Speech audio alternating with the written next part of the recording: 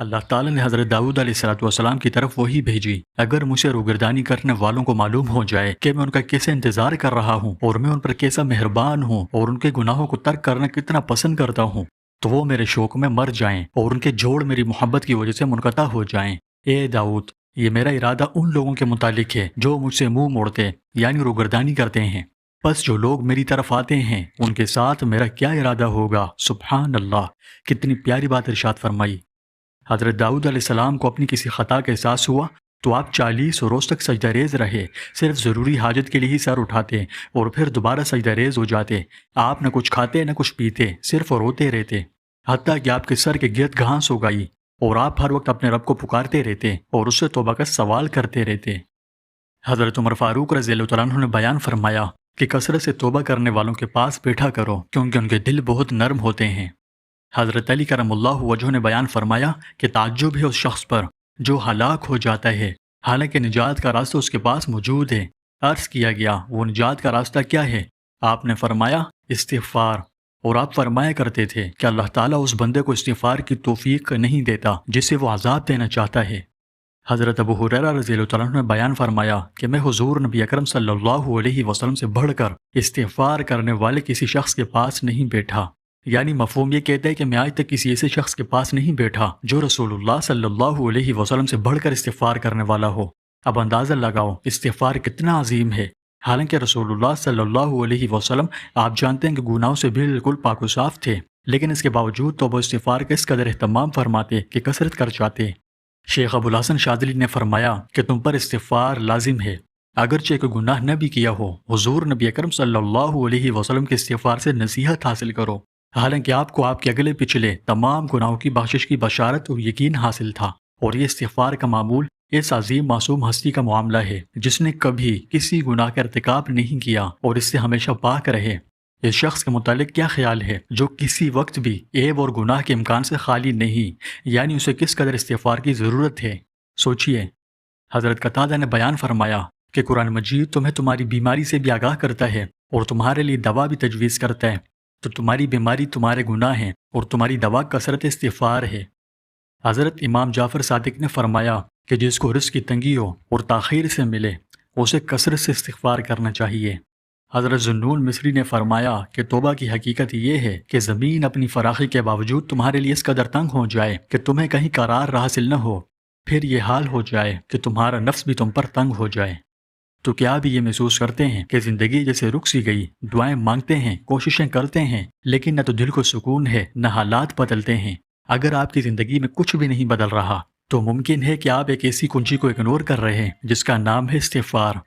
اللہ تعالیٰ قرآن مجید میں فرماتے ہیں فَقُلْتُ اسْتَغْفِرُوا رَبَّكُمْ إِنَّهُ كَانَ غَفَّارًا يُرْسِلِ السَّمَاءَ عَلَيْكُمْ مِدْرَارًا وَيُمْدِدْكُمْ بِأَمْوَالٍ وَبَنِينَ وَيَجْعَلْ لَكُمْ جَنَّاتٍ وَيَجْعَلْ لَكُمْ أَنْهَارًا۔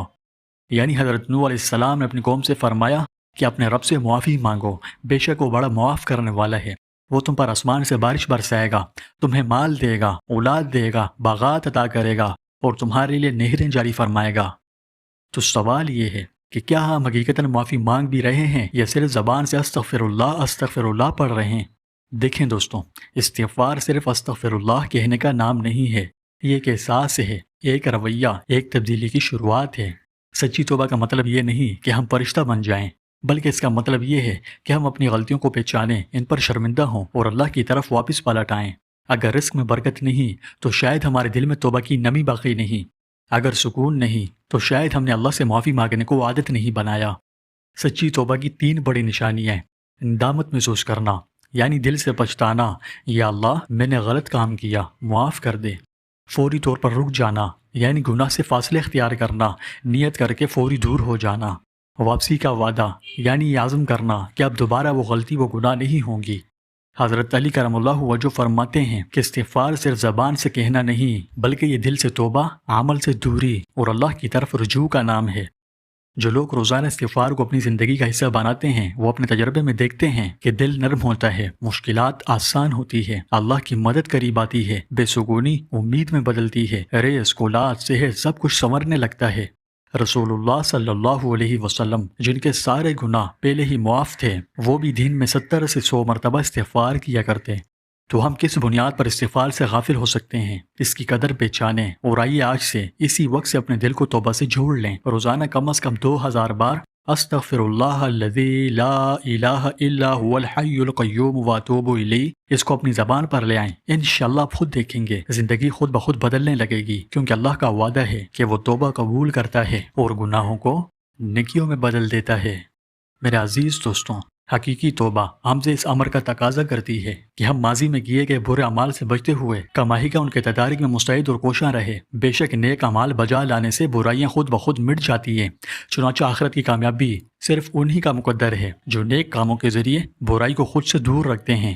بندہ اپنے گناہوں اور خطاؤں پر اللہ کی ناراضگی اور گرفت کے باعث یوں بے قرار ہو جائے کہ سوائے اللہ کی بارگاہ کے کوئی پناہ اس کے پیش نظر نہ رہے۔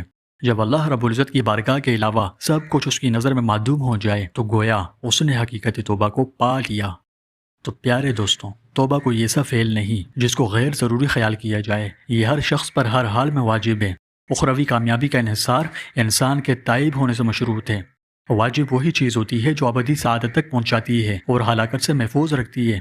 اگر کسی کام کے کرنے اور نہ کرنے کے ساتھ سعادت اور بدبختی کا کوئی تعلق نہ ہو تو پھر اس کا واجب ہونا بے معنی بات ہوگی۔